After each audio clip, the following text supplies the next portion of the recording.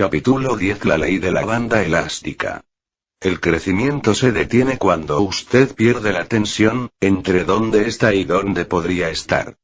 Solo una persona mediocre está siempre al máximo. Cuando yo era pequeño, me encantaban los deportes y era un atleta bastante decente. Descubrí el baloncesto en el 4º grado, y se convirtió en mi pasión. Jugué durante toda la secundaria. Como la mayoría de muchachos en la universidad, yo estaba activo y bastante en pie. Y cuando tenía 20 y tantos años, seguí jugando partidos de baloncesto improvisados con amigos y añadí el golf a mi rutina. Pero a medida que fui avanzando en mi carrera y llegué a los 30 y tantos y 40 y tantos años, no hice ejercicio ni me ocupé de mi salud como debería haberlo hecho. Pagué por eso cuando tenía 51 años y sufrí un ataque al corazón. Desde aquel momento, el ejercicio ha sido una parte regular de mi rutina. Por muchos años he caminado o corrido sobre una cinta andadora. A veces corría por parte del campo de golf cuando jugaba con amigos. Hace unos 5 años cambié a la natación, intentando introducir 1 hora de ejercicio cada día en el agua. Más recientemente, he comenzado a hacer pilates con Margaret. Estos ejercicios se enfocan principalmente en construir en los músculos fuerza y flexibilidad. Para lograr esa flexibilidad se hace énfasis en el estiramiento físico. He descubierto que es muy beneficioso y satisfactorio. Creo que actualmente estoy en la mejor forma que he estado en 35 años. Cuando me preparaba para escribir este capítulo, me acordé de todo el estiramiento profesional que he tenido que hacer a lo largo del curso de mi carrera. Una de mis citas favoritas, que recopilé cuando era adolescente, dice: el regalo de Dios para nosotros. Potencial. Nuestro regalo a Dios. Desarrollarlo. ¿Cómo hacemos eso? Saliendo de nuestra zona de comodidad, estirándonos continuamente, no solo físicamente sino también mental, emocional y espiritualmente. La vida comienza en el final de nuestra zona de comodidad, y llegamos hasta ahí al estirarnos. Cuando miro atrás a los últimos 40 años aproximadamente, puedo ver que gran parte del progreso que he realizado en mi carrera ha llegado como resultado de experiencias de estiramiento. Echemos un vistazo a algunas de ellas a continuación. Asistía a una iglesia donde nadie conocía a mi papá, que era superintendente de distrito. Mi comienzo fue más lento de lo que sin duda habría sido si yo hubiera ido a algún otro lugar donde papá pudiera haberme ayudado. Resultó que tuve que trabajar más duro de lo que podría haber tenido que hacerlo de otro modo. Y tuve que encontrarme a mí mismo y aprender de lo que realmente era capaz. Creo que eso ayudó a definir mi carrera. Yo estaba decidido a trabajar duro y ser creativo a la hora de encontrar maneras de liderar a las personas y hacer crecer mi iglesia. Aprendí muchas lecciones de liderazgo en aquella primera iglesia, y aprendí cómo amar a las personas mejor. Cuando comencé a hablar sobre liderazgo a mitad de los años 70, era un tema del que otros pastores no hablaban. Había personas que me criticaron por centrarme en lo que ellos consideraban un mensaje secular, aunque tengo que decir que eso me resulta peculiar, ya que los mayores líderes de todos los tiempos pueden encontrarse en la Biblia. Abraham, Moisés, David, Jesús y Pablo, por nombrar solo algunos. Incluso 40 años después, algunos continúan criticándome por ello. Entonces, ¿por qué seguí enseñándolo? Porque se requiere de los pastores que lideren a la gente, y en mi época no recibían ninguna formación en liderazgo, aunque debían hacerlo cada día con sus carreras. Al principio, yo batallé como líder. Sabía que otros también batallaban, y quería ayudarles. Al estirarme mediante esta experiencia, no solo fui capaz de ayudar a muchos pastores, sino que también pude descubrir el mensaje que creo que nací para enseñar. Recuerdo la primera vez que hablé utilizando un intérprete. Fue en Japón. El proceso fue incómodo porque yo tenía que decirle una frase o dos, hacer una pausa para que se tradujera lo que yo había dicho, y después decirle un poco más, hacer otra pausa, y así sucesivamente. Y desde luego, había muchas diferencias culturales que tenían que ser cubiertas. Me resultó difícil. Después de haber terminado de hablar, Margaret dijo que nuestra hija, Elizabeth, que tenía 8 años de edad en aquel momento, se inclinó hacia ella en cierto momento y dijo: «Papá no es muy bueno, ¿verdad?». Incluso un niño podía darse cuenta de que yo no estaba conectando bien con mi audiencia. Disfruto de la comunicación, y lo más fácil para mí habría sido simplemente renunciar a la idea de hablar a otros fuera de Estados Unidos. Ya había aprendido a comunicar con eficacia en inglés. Sin embargo, consideraba aquello como una oportunidad de estirarme y crecer, y quizá algún día marcar un impacto mayor. Necesité casi una década para aprender a conectar con personas en otras culturas a la vez que trabajaba con un traductor, pero sin duda alguna ha valido la pena. Esos cimientos hicieron posible que yo comenzase Equip, que actualmente da formación a líderes en 175 países en todo el mundo. Después de haber estado enseñando liderazgo a pastores aproximadamente 10 años, comencé a observar una tendencia. Cada vez más personas de negocios asistían a mis conferencias de liderazgo. Yo di la bienvenida a eso, porque había estado enseñando liderazgo a laicos y también al personal en mi propia iglesia durante años. Pero eso no me impulsó a cambiar lo que estaba haciendo. Entonces, un día, cuando estaba reunido con mi editor, me enteré de que mis libros estaban siendo adquiridos cada vez más por minoristas seculares en lugar de religiosos. De hecho, a lo largo del tiempo ha variado, de modo que 2/3 partes de las ventas se realizaban mediante canales regulares de minoristas. Consideré eso como una increíble oportunidad de llegar a muchas más personas de las que de otro modo llegaría. Pero había un reto. ¿Podría conectar y comunicar con personas de negocios? Las personas esperan una cosa cuando se sientan en una iglesia para escuchar un mensaje de un pastor. Esperan algo realmente diferente cuando pagan dinero para escuchar a un orador. Yo no estaba seguro de si sería capaz de tener éxito. Fue otra experiencia de estiramiento. Cuando cumplí los 60 años, estaba preparado para aminorar la marcha. Me había mudado a un clima soleado y cálido, que me encantaba. Estaba bendecido económicamente. Tenía nietos, lo cual es el regalo más maravilloso que una persona puede tener en esta vida. Seguí escribiendo y hablando, pero no al ritmo que llevaba anteriormente. Era la época de cosecha después de décadas de trabajo. Pero entonces se presentaron algunas oportunidades. Mis libros estaban ahora con una nueva editora. Me hablaron sobre comenzar una empresa de coaching. Y tenían la oportunidad de recuperar el control de los materiales de formación y desarrollo que yo había creado a lo largo de la década anterior. ¿Qué iba a hacer? Significaría volver a estirarme, pero estaba dispuesto a agarrar la oportunidad y aceptar el reto. Y estoy muy contento de haberlo hecho. He entrado en un período de siembra, en lugar de solo cosecha. Creo que me permitirá ayudar a muchas más personas de las que habría ayudado si sencillamente hubiera aminorado el paso.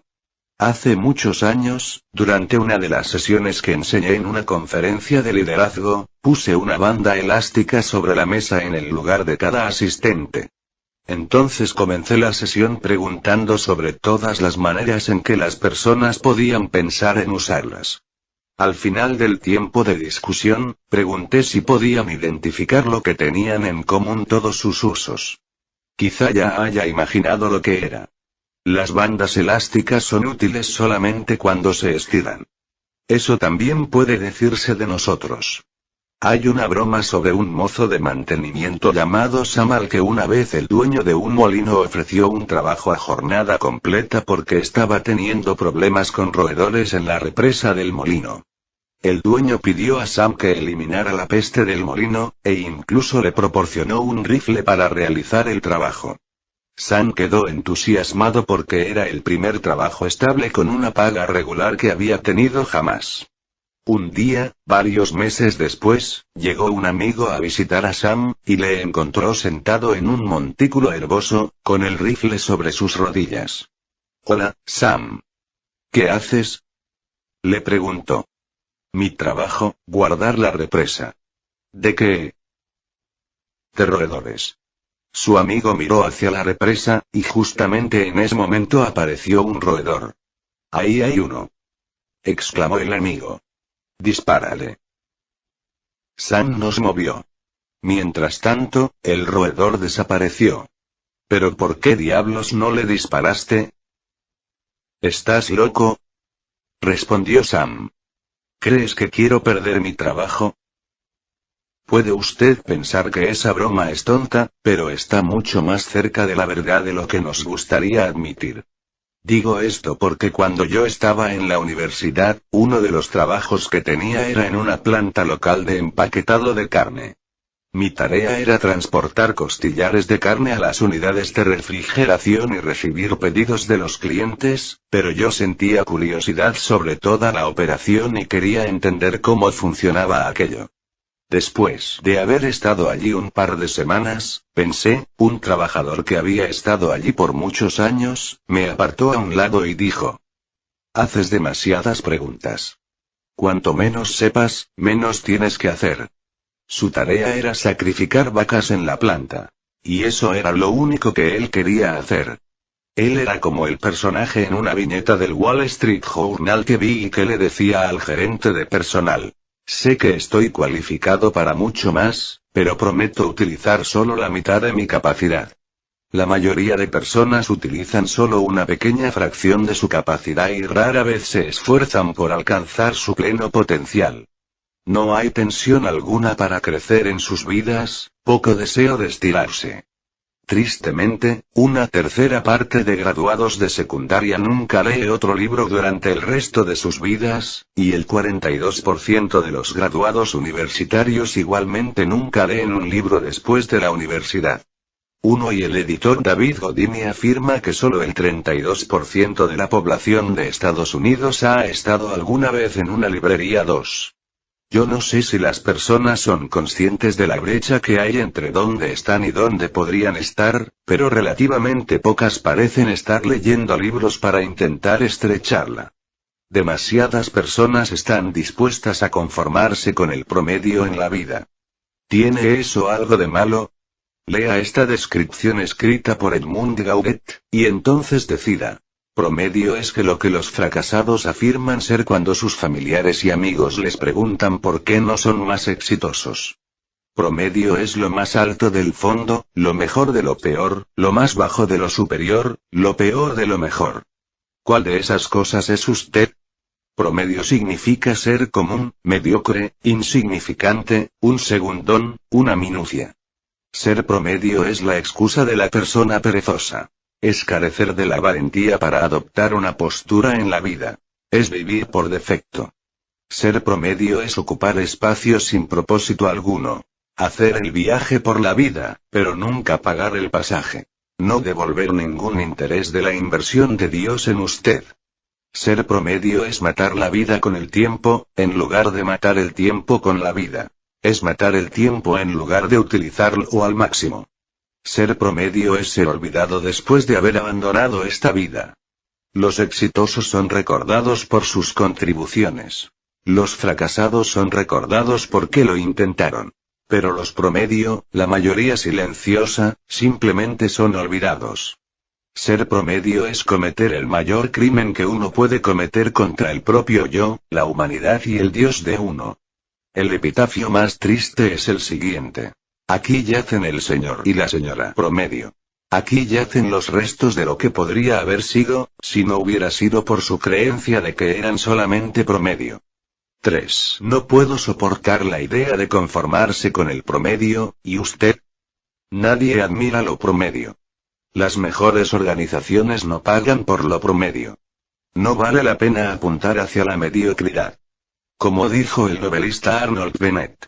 La verdadera tragedia es la tragedia del hombre que nunca en su vida se prepara para su único esfuerzo supremo, que nunca se estiran hasta su plena capacidad, que nunca está a la altura de su plena estatura.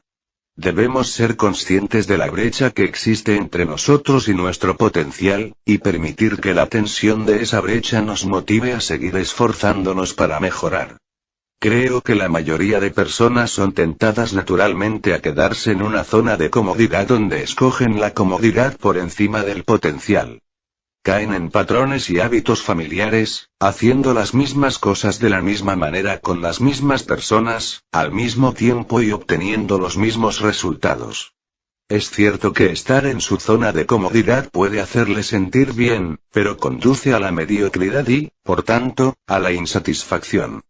Como afirmó el psicólogo Abraham Maslow, si usted planea ser cualquier cosa menor de lo que es capaz de ser, probablemente será infeliz todos los días de su vida. Si alguna vez se ha conformado con el status quo y después se ha preguntado por qué su vida no va del modo que usted esperaba, entonces necesita entender que solamente alcanzará su potencial si tiene la valentía de obligarse a usted mismo a salir de su zona de comodidad y de una mentalidad de mediocridad. Debe estar dispuesto a dejar atrás lo que le resulta familiar y seguro. Debe renunciar a las excusas y seguir adelante. Debe estar dispuesto a afrontar la tensión que se produce al estirarse hacia su potencial. Esa es la única manera de evitar lo que describió el poeta John Gray en Le Fouettier cuando escribió: de todas las palabras tristes dichas por la lengua o la pluma, las más tristes son. Podría haber sido. Cuando yo era adolescente, mi papá me pidió que leyese el libro As a Man Thinketh según el hombre piensa, de James Allen. Tuvo un profundo impacto en mi vida. Me hizo entender que alcanzar su potencial comenzaba en el interior. Allen escribió: sus circunstancias pueden ser desagradables, pero no seguirán siéndolo mucho tiempo si usted percibe un ideal y se esfuerza por alcanzarlo. No puede viajar en el interior y quedarse quieto en el exterior. La mayoría de las personas tienen un sueño. Para algunos, está en la punta de su lengua, y para otras está enterrado profundamente en sus corazones, pero todo el mundo tiene uno. Sin embargo, no muchas personas lo persiguen. Cuando yo enseño sobre el tema de alcanzar un sueño, y pregunto a la audiencia cuántos tienen un sueño, casi todos levantan su mano. Cuando pregunto, ¿cuántos están persiguiendo ese sueño? Menos de la mitad levantan sus manos. Y cuando la pregunta es, ¿cuántos están logrando su sueño? Veo solamente algunas manos levantadas aquí y allá. ¿Qué les detiene? Es más, ¿qué le detiene a usted? Los autores de Now Discover Your Strengths ahora descubra sus fortalezas, Marcus Buckingham y Donald O. Clifton, citan encuestas Gallup que indican que la mayoría de personas no están contentas con sus empleos actuales y, sin embargo, no realizan un cambio. ¿Qué les detiene? La mayoría de estadounidenses quieren perder peso, pero no hacen el esfuerzo para lograrlo. Yo me cruzo con personas todo el tiempo que me dicen que quieren escribir un libro, pero cuando les pregunto, ¿ha comenzado usted a escribir? La respuesta casi siempre es negativa. En lugar de desear, querer y esperar, las personas necesitan examinar su interior para encontrar razones para comenzar. Es sabido recordar que nuestra situación en la vida es debida principalmente a las decisiones que tomamos y los actos que realizamos. O no realizamos. Cuanto más vamos envejeciendo, más responsables somos de nuestra situación. Si usted es meramente promedio o no está más cerca de sus sueños este año de lo que estaba el año pasado, puede decidir aceptarlo, defenderlo, encubrirlo y explicarlo. O puede escoger cambiarlo, crecer debido a ello y forjar un nuevo camino. Jim Rohn observó: toda forma de vida parece esforzarse hacia su máximo excepto los seres humanos. ¿Cuán alto crecerá un árbol?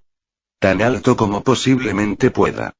Los seres humanos, por otro lado, han recibido la dignidad de la decisión. Usted puede escoger ser todo o puede escoger ser menos. ¿Por qué no estirarse hasta la plena medida del desafío y ver lo que usted puede hacer? ¿Dónde encuentra el ímpetu interior para estirarse? Mida lo que está haciendo con lo que es capaz de hacer. Mídase a usted mismo con usted mismo. Haga una competición de ello. Si no tiene idea de lo que podría ser capaz de hacer, hable con personas que se interesan por usted y creen en usted. ¿No tiene ninguna persona en su vida que encaje en la descripción? Entonces busque alguna. Busque un mentor que pueda ayudarle a verse a usted mismo tal como podría ser, y no como es actualmente. Y entonces utilice esa imagen para inspirarle a estirarse. Al comienzo de este capítulo escribí sobre mis 5 principales experiencias de estiramiento profesional. Al reflexionar en esas épocas en mi vida, tengo que admitir que fue un reto cambiar. No me gustaba. Me gusta estar cómodo, y siempre soy tentado a resistirme al estiramiento.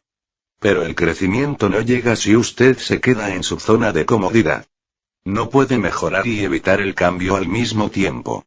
Por tanto, ¿cómo acepto el cambio y me obligo a mí mismo a salir de mi zona de comodidad? En primer lugar, dejo de mirar por encima de mi hombro. Es difícil centrarse en su pasado y cambiar en el presente. Por eso durante años tuve en mi escritorio una pequeña placa que decía: "El día de ayer terminó anoche". Me ayudaba a enfocarme en el presente y a trabajar para mejorar lo que pudiera hoy. Eso es importante. El autor y colaborador de la serie Chicken Soup for the Soul, sopa de pollo para el alma, Alan Cohen, dice: para crecer, debe estar dispuesto a permitir que su presente y su futuro sean totalmente distintos a su pasado. Su historia no es su destino. La segunda cosa que yo hago es trabajar para desarrollar mi músculo de alcance. A. G. Buchan, que fue pionero de la fotografía de aviación en los primeros tiempos de los vuelos, observó: la monotonía es la horrible recompensa de los cuidadosos. Si usted quiere crecer y cambiar, debe tomar riesgos. La innovación y el progreso con frecuencia son iniciados por personas que empujan hacia un cambio. Peligro. Observaba el presentador Alex Trebek. ¿Ha conocido alguna vez a una persona exitosa que no fuese inquieta, que estuviera satisfecha con el lugar donde estaba en la vida? Ellos quieren nuevos desafíos. Quieren levantarse y salir, y esa es una de las razones por la que son exitosos. Es desafortunado que la palabra empresario haya llegado a significar jugador para algunas personas. Pero el riesgo tiene ventajas. Las personas que toman riesgos aprenden más y con mayor rapidez que quienes no los toman. Su profundidad y amplitud de experiencia con frecuencia es mayor, y aprenden a resolver problemas. Todo eso ayuda a la persona a crecer. Los mayores períodos de estiramiento de la vida llegan cuando hacemos lo que nunca se ha hecho, cuando nos obligamos más y nos estiramos de manera que nos resulta incómodo. Eso requiere valentía, pero la buena noticia es que nos hace crecer de maneras que nunca pensamos que fuera posible.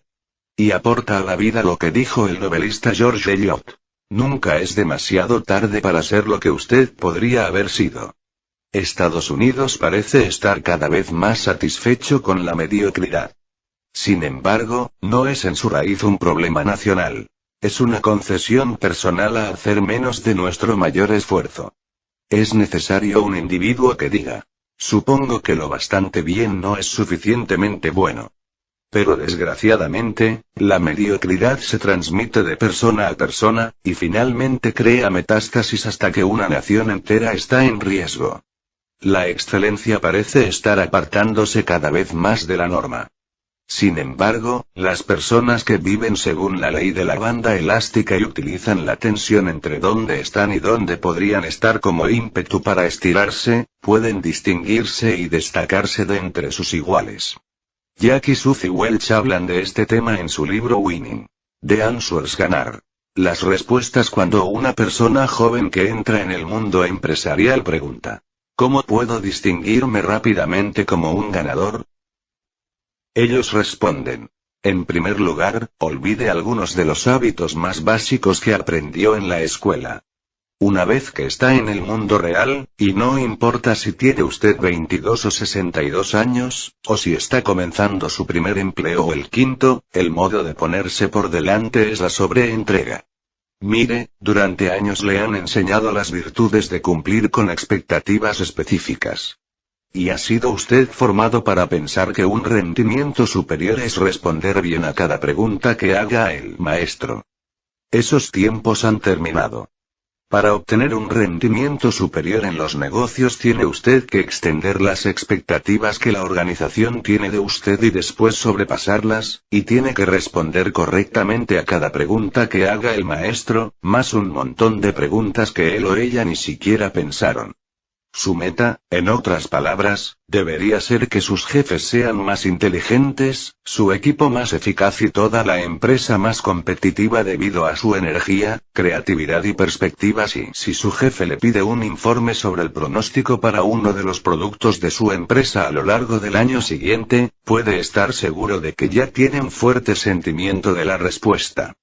Por tanto, vaya más allá de ser el obrero asignado para confirmar su presentimiento. Haga la investigación extra, el trabajo preliminar y la recopilación de datos para darle algo que realmente extienda sus pensamientos y, en otras palabras, de su jefe algo que le sorprenda y le asombre, algo nuevo e interesante que ese jefe pueda llevar a sus propios jefes. Con el tiempo, este tipo de ideas hará avanzar a la compañía y a usted hacia arriba. Mejorarse a usted mismo es la mejor manera de ayudar a su equipo. Las personas exitosas se destacan porque inician la mejora que otros necesitan. Cuando usted mejora, quienes le rodean se benefician. La excelencia tiene el potencial de difundirse de la misma manera que lo hace la mediocridad. Los puntos positivos o negativos de un grupo siempre comienzan con uno. Cuando usted mejora, también lo harán los demás. Cuando dejamos de estirarnos, creo que dejamos realmente de vivir. Puede que sigamos respirando, y nuestros signos de vida vitales puede que sigan funcionando, pero estamos muertos por dentro y muertos a nuestras posibilidades más grandes. Como observaba el editor James Terry White, la naturaleza tiene en todo lugar escrita su protesta contra la ociosidad. Todo lo que deja de batallar, lo que permanece inactivo, se deteriora rápidamente. Es la lucha hacia un ideal, el esfuerzo constante por subir más alto y llegar más lejos, lo que desarrolla humanidad y carácter. Yo estoy envejeciendo. Nunca podré rendir a mi máximo nivel, pero tengo intención de seguir leyendo, haciendo preguntas, hablando con personas interesantes, trabajando duro y exponiéndome a nuevas experiencias hasta que muera. Demasiadas personas están muertas, pero simplemente aún no lo han hecho oficial. El rabino Nachman de Bratslav dijo: si mañana no vas a ser mejor de lo que fuiste hoy, entonces ¿para qué necesitas el mañana? Yo me niego a renunciar a crecer. Las siguientes palabras resumen cómo me siento. No estoy donde se supone que esté, no soy lo que quiero ser, pero no estoy donde solía estar. No he aprendido cómo llegar. Tan solo he aprendido cómo seguir adelante. Yo voy a seguir estirándome hasta que esté totalmente ensanchado. Y no importa si veo el éxito hoy o no. ¿Por qué? Porque, tristemente, muchas personas dejan de crecer después de haber gustado el éxito. El experto en administración, Peter Drucker, observó: el mayor enemigo del éxito del mañana es el éxito del presente. Nadie ha causado jamás un impacto significativo después de haber ganado el premio Nobel. Yo no quiero que el éxito, independientemente de lo grande o pequeño que sea, me haga descarrilar.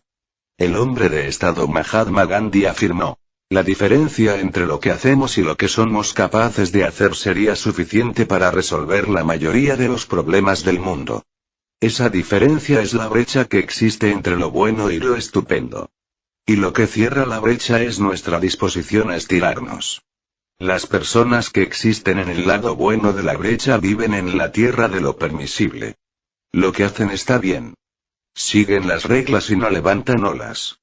Pero marcan la diferencia que podrían si siguieran la ley de la banda elástica.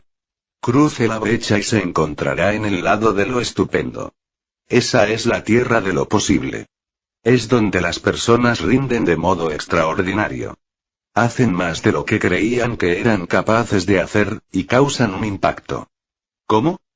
Centrándose continuamente en realizar el siguiente estiramiento. Continuamente salen de su zona de comodidad y se estiran hacia su zona de capacidad. El filósofo Soren Kierkegaard dijo: una posibilidad es una indicación de Dios. Uno debe seguirla. Este camino de posibilidad es Dios que nos da una oportunidad de marcar una diferencia. A medida que lo seguimos, dejamos de preguntarnos a nosotros mismos lo que somos, y comenzamos a preguntarnos en qué podríamos convertirnos. Puede que agradezcamos lo que hicimos ayer, pero no lo ponemos sobre un pedestal. Se ve pequeño en comparación con las posibilidades que hay en el futuro. Mirar hacia adelante nos llena de energía. Nos hacemos eco de las palabras de Robert Louis Stevenson, que dijo: ser lo que somos, y llegar a ser lo que somos capaces de llegar a ser, es el único fin en la vida. La relevancia nace en el interior de cada uno de nosotros. Si estamos dispuestos a estirarnos, esa semilla puede crecer hasta que comienza a dar fruto en nuestras vidas. Qué fantástico es que el cambio en nuestro interior nos desafíe a hacer cambios a nuestro alrededor, y nuestro crecimiento crea una creencia en nosotros de que otros pueden crecer. Cuando eso sucede en un ambiente y todos se están estirando y creciendo, entonces la indiferencia es sustituida por marcar una diferencia. Y así es como comenzamos a cambiar nuestro mundo. Uno de mis héroes de los deportes favorito es Ted Williams, que se dice que es el más grande golpeador en la historia de la liga de béisbol. El último hombre que bateó a más de 400 en una temporada, se retiró con 521 home runs y una carrera como bateador de 344. Se dice que Williams podía levantar un bate y apreciar la diferencia entre su bate normal de 34 onzas y otro que pesara media onza menos. En una ocasión se quejó de cómo se sentían los pomos de un montón de bates y los devolvió. Resultó que su grosor no era el normal por una diferencia de 5 milésimas de pulgada. Y cuando veía llegar hacia él una bola mientras sostenía el bate, podía apreciar el tipo de lanzamiento que era por el modo en que se movían las costuras de la bola. Al hombre le encantaba golpear bolas de béisbol y era meticuloso en cada aspecto de ello. Y mientras vivió, estuvo constantemente aprendiendo y siguió estirándose en esta área. Recientemente leí una anécdota sobre una reunión entre Williams y el entrenador de los Boston Celtics, Red Auerbach, en la década de 1950. Mientras los dos grandes hablaban de su deporte, Williams preguntó: ¿qué comen ustedes el día de un partido? ¿Para qué lo quiere saber?, respondió Auerbach. Parece que a usted le va todo bien con lo que está haciendo. Siempre estoy buscando nuevas maneras de mejorar lo que hago. Auerbach dijo de Williams: él pensaba en las cosas pequeñas, lo que es importante para ser grande. Cuando uno es grande y sobresale, algunos atletas se deslizan en eso y ahí está el mejor golpeador en el béisbol, tratando de obtener otro pequeño punto de porcentaje. Al igual que cualquier otro atleta del que he leído, Williams vivió según la ley de la banda elástica. Él entendía que el crecimiento se detiene cuando uno pierde la tensión entre dónde está y dónde podría estar. Para la mayoría de personas, a medida que pasa el tiempo pierden la tensión que impulsa el crecimiento, concretamente si experimentan cualquier tipo de éxito. Pero tener menos tensión hace que las personas sean menos productivas, y mina el crecimiento hacia su potencial. Notablemente, cuando se trataba de golpear, William nunca perdió esa tensión. Mucho después de haberse retirado del béisbol, seguía hablando sobre golpear con cualquiera a quien le interesara. Él estaba continuamente aprendiendo, y continuamente compartiendo lo que aprendió. Todos deberíamos esforzarnos por ser un poco más como él. 1. ¿En qué áreas de su vida ha perdido su estiramiento y se ha conformado? Donde quiera que estén, usted necesita encontrar razones internas para buscar la tensión para volver a estirarse. Conecte con su descontento interior para seguir adelante. ¿Dónde se está quedando corto en su potencial? ¿Qué metas no ha logrado de las que sabe que usted es capaz de lograr? ¿Qué hábitos ha desarrollado que le están obstaculizando para avanzar? ¿En qué áreas de éxito del pasado ha dejado de ganar? Recuerde. El cambio es la clave para el crecimiento. Utilice su falta de satisfacción para comenzar en cualquier lugar donde se haya estancado. 2. Sea estratégico para mantener la tensión entre donde usted está y donde podría estar, restableciendo continuamente metas de rango intermedio para usted mismo. Si las metas son demasiado inmediatas, usted pierde la tensión cuando las logra con rapidez. Si las metas son demasiado elevadas, pueden parecer demasiado difíciles de lograr y volverse desalentadoras. ¿Cuál es el marco de tiempo correcto para que usted mantenga la tensión? ¿3 meses? ¿6 meses? ¿Un año? Establezca metas para usted mismo según su personalidad individual, y después siga consultándolas al final de esos incrementos de tiempo. Usted querrá que la meta esté apenas dentro de su alcance, que no sea demasiado fácil pero tampoco imposible. Ser capaz de comprender esto es un arte, pero dará tremendos dividendos en su vida. 3. Si necesita una meta general para seguir estirándose, piense en qué acción significativa podría emprender si llegase a ser lo que podría ser. Sueñe lo grande, y establezca eso como su meta para la vida.